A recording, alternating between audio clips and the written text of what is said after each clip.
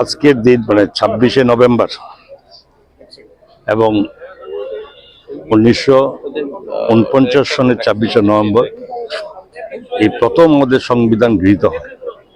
এটা আমরা সকলে জানি যে গৃহীত হয়েছিল কিছুটি মানে অনুচ্ছেদের উপরে, কিন্তু সেটা মানে স্বাভাবিক সমস্ত এবং সম্পূর্ণভাবে এটা শুরু হয় আমাদের 1950 সনে 26শে জানুয়ারি।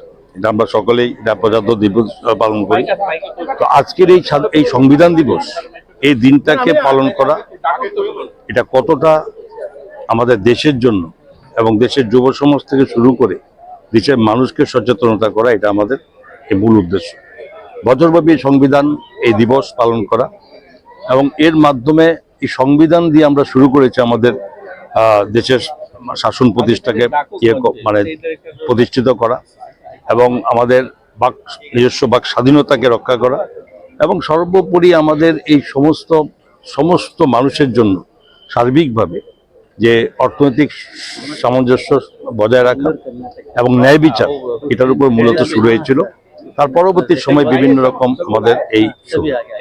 তো আজকের এইটার সঙ্গে আমরা দেশকে জানতে হবে, দেশের যারা স্বাধীন করেছে, যাদের জীবনদান করেছে এবং তাদের প্রতি সম্মান, কিন্তু সংবিধানকে সম্মান জানাতে হবে। আমরা সকলে জানি ডক্টর বি.আর. আম্বেদকরজির নেতৃত্বে প্রায় দীর্ঘদিন 2 বছর 11 মাস 17 দিনের মাধ্যমে উনি এই সংবিধান রচিত করেছেন।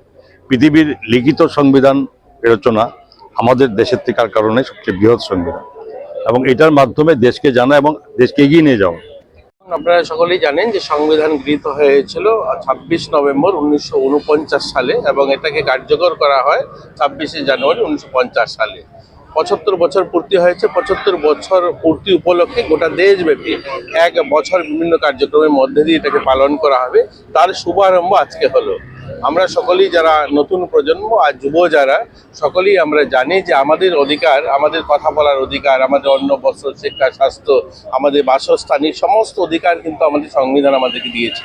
এটা যেন নতুন প্রজন্ম পর্যন্ত, নতুন ছাত্রছাত্রী সকলের মধ্যে যেন প্রচার প্রসার ঘটে এবং সংবিধানের প্রতি যেন আরও শ্রদ্ধা, আরও আমাদের একাগ্রতা আমাদের এটা বাড়ে, তার জন্যই এক বছর বিভিন্ন কার্যক্রমের মধ্যে দিয়ে পালন করা হবে।